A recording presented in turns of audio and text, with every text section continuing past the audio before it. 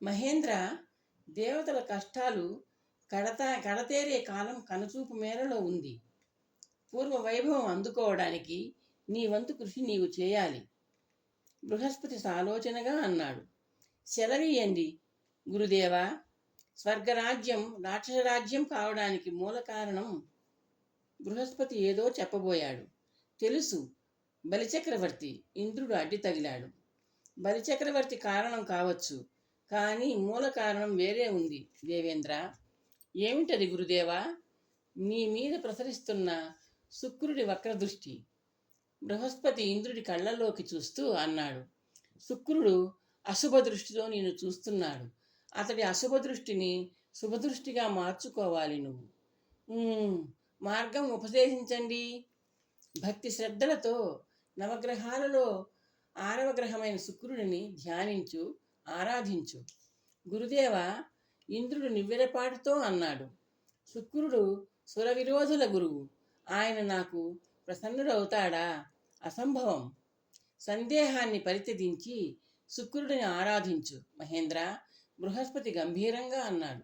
శుక్రుడు కరుణిస్తాడు. ఒక్క మాట చెప్పండి గురుదేవా. రాక్షసరాజు బలిచక్రవర్తి మిమ్మల్ని ఆరాధిస్తే అతడికి మీరు ప్రసన్నులవుతారా? తప్పక ప్రసన్నులవుతాను. తప్పదు, అది మా విధి. బృహస్పతి చిరునవ్వుతో అన్నాడు.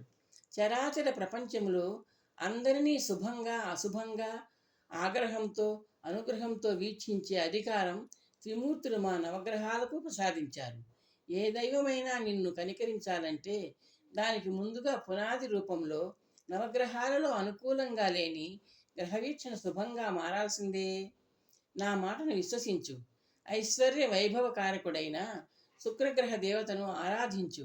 బృహస్పతి నొక్కి వక్కాణించాడు. ఆజ్ఞ. ఇంద్రుడు వినయంగా అన్నాడు. అది శ్రావణ మాసం, ద్వాదశ తిథి, శ్రవణ నక్షత్రయుక్త అభిజిత్ లగ్నం. సూర్యభగవానుడు ఆకాశ మధ్యంలో ప్రకాశించే మధ్యాహ్న సమయం. చంద్రుడు ఇతర గ్రహాలు నక్షత్రాలు ఉచ్చస్థితిలో ఉన్న శుభగడియలలో అదితి కుమారుణ్ణి ప్రసవించింది.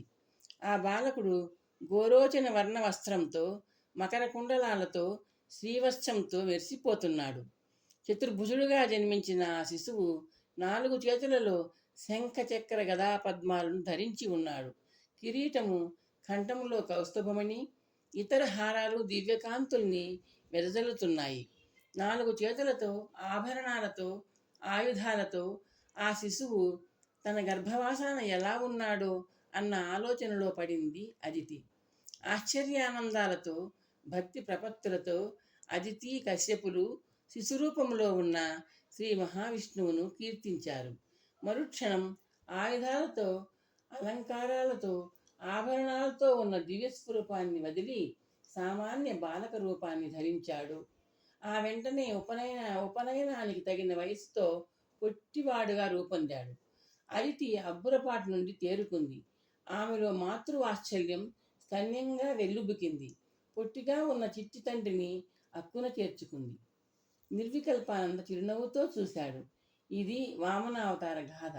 బలిచక్రవర్తి స్వాధీనపరుచుకున్న స్వర్గ సామ్రాజ్యాన్ని ఇంద్రుడికి అప్పగించే లక్ష్యంతో శ్రీ మహావిష్ణువు వామనుడుగా అవతరించాడు. ఆ వామనుడు బలిచక్రవర్తి యాగానికి వెళ్ళడం, 3 అడుగుల చోటు దానం అడగడం, దానం చేయబోయిన బలిని గురువు శుక్రాచార్యుడు వారించడం, జలధార పడకుండా శుక్రుడు సూక్ష్మరూపం ధరించి కలశరంధ్రానికి అడ్డుపడడం, కలశరంధ్రాన్ని వామనుడు దర్భతో పొడవడం, ఫలితంగా శుక్రుడికి ఒక కన్ను పోవడం, దానంగా స్వీకరించిన సామ్రాజ్యాన్ని వామనరూప విష్ణువు ఇంద్రుడికి ప్రసాదించడం అనే అంశాలు అందరికీ తెలిసినవే. నిర్వికల్పానంద ఆగాడు. గురువుగారు, మరి శుక్రుడు చిదానందుడు ఏదో అడిగే ప్రయత్నం చేశాడు. అదే చెప్పబోతున్నాను చిదానంద. నిర్వికల్పానంద నవ్వుతూ అన్నాడు. సరిగ్గా సమయానికి ఇంద్రుడు చేసిన ధ్యానపూర్వక శుక్రారాధన ఫలించింది. ఇంద్రుడికి ప్రసన్నుడయ్యాడు. ఆయన మీద శుభవీక్షణలు ప్రసరించాడు.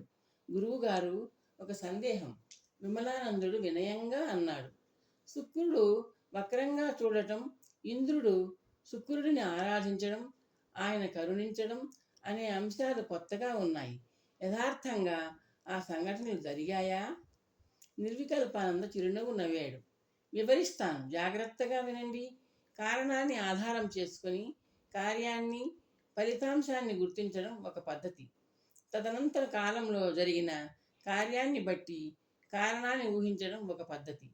మొదటి పద్ధతిలాగే ఇది కూడా తర్కబద్ధమైనదే, శాస్త్రీయము అయినదే. ఎలాగంటే, ఒకసారి నువ్వు పగలంతా నిద్రలో మునిగిపోయావు. నువ్వు లేచేసరికి సూర్యుడు అస్తమిస్తున్నాడు. సాయం సమయంలో అస్తమిస్తున్న సూర్యుడు ఉదయాన ఉదయించాడా అని నువ్వు ఆలోచించవు. సూర్యోదయాన్ని చూడకపోయినా ఉదయించాడని నిశ్చయంగా అనుకుంటావు. అది సత్యం కూడా. అదేవిధంగా నవగ్రహాలలో ఒకానొక గ్రహం అశుభ దృష్టిని ప్రసరించబోతోందని, ఫలితంగా కష్టనష్టాలు సంభవిస్తాయని జ్యోతిష్పగణన చెప్పింది. ముందుగా పరిశీలిస్తే అలా కాకుండా కష్టనష్టాలు వాటిల్లిన అనంతరం జాతక గణన చేస్తే ఏ గ్రహ వీక్షణం అశుభంగా ఉన్న కారణంగా ఆ కష్టనష్టాలు సంభవించాయో చెప్తుంది జ్యోతిషం. రెండవ విశ్లేషణను ఆధారంగా తీసుకుని ఇంద్రుడికి కలిగిన కష్టాలను కారణం, ఐశ్వర్యాన్ని, వైభవాన్ని కరుణించే శుక్రగ్రహ వక్రవీక్షణ అని అనుకోవడంలో తప్పు లేదు. మరొక అంశం ఏమిటంటే, శుక్రుడు అసుర గురువు, దేవతలకు సహజ శత్రువు. ఆయన దేవరాజైన ఇంద్రుడిని క్రూరంగా చూడటంలో ఆశ్చర్యమూ లేదు, సందేహించాల్సిన అవసరమూ లేదు. నవగ్రహాలు దైవస్వరూపాలు. అనుగ్రహించడంలో ఆ గ్రహదేవతలకు దేవదానవ మానవ జాతులన్నీ సమానమే. అదే ఆ గ్రహదేవతల ఔన్నత్యం. కాబట్టి తన శిష్యుడైన బలిచక్రవర్తి విజయం కోసం శుక్రుడు సురసార్వభౌముడైన ఇంద్రుడి మీద వక్రవీక్షణను ప్రసరించడంలోనూ, తదనంతరం ఇంద్రుడి ప్రార్థనను మన్నించి వక్రదృష్టిని ఉపసంహరించి సక్రమ దృష్టిని ప్రసరించడంలోనూ ఆశ్చర్యం ఏమీ లేదు. గురువుగారు, మరొక సందేహం? శివానందుడు అన్నాడు. అడగమన్నట్టు నిర్వికల్పానంద తల పంకించాడు. శుక్రుడు ఇంద్రుడికి ప్రసన్నం కావడం వల్ల బలిచక్రవర్తికి అన్యాయం జరిగింది కదా. అది శుక్రుడికి మచ్చ కదా? కాదు. తార్కికంగా ఆలోచిస్తే శుక్రుడు బలికి ఇంద్రుడికి ఇద్దరికీ మహర్దశ కలిగించే ప్రయత్నమే చేశాడు. గురువుగా మంత్రాలోచన చేసే మేధావిగా బలిచక్రవర్తిని దానం చేయవద్దంటూ వారించాడు. కలశరంధ్రానికి అడ్డుపడ్డాడు. ఆ ప్రయత్నంలో కన్ను పోగొట్టుకున్నాడు. ఆ విధంగా గురువుగా తన విధిని నిర్వర్తించాడు. గ్రహదేవతగా ఇంద్రుడిని కరుణించాడు. మీ విశ్లేషణ చక్కటి సమన్వయంతో తార్కికంగా తృప్తి కలిగించే విధంగా సాగింది గురువుగారు. సదానందుడు మెప్పుగా అన్నాడు. స్పష్టంగా లేని విషయాలను తార్కికమైన సమన్వయంతో సాధించి నిర్ధారణ చేయాలి. మీకు చక్కటి అవగాహన కలగడానికి మరొక ఉదాహరణ చెప్తాను. వధూవరులకు వివాహం జరిగింది. కాలక్రమంలో వాళ్ళకు కొడుకు పుట్టాడు. అరే, కొడుకు పుట్టాడే, ఆ ఇద్దరి మధ్య దాంపత్యం సాగిందా అని అనుమానించడం ధర్మం కాదు కదా. మన కంటికి కనిపిస్తున్న కొడుకుని ఆధారంగా చేసుకుని ఆ ఇద్దరి మధ్య దాంపత్యం జరిగిందని, అది ఫలించిందని నిర్ధారణగా అనుకుంటాం కదా. ఇది అంతే. ఇంద్రుడికి జరిగిన వైభవ నష్టం, ఐశ్వర్య నష్టం ఇవన్నీ శుక్రగ్రహ దుర్వీక్షణ ఫలితమే అని లెక్కగట్టడం అపరాధం కాదు. ఈ విషయాన్ని ఇంతటితో వదిలేసి శనిగ్రహ మహిమను శ్రవణం చేద్దాం. నిర్వికల్పానంద వివరించాడు.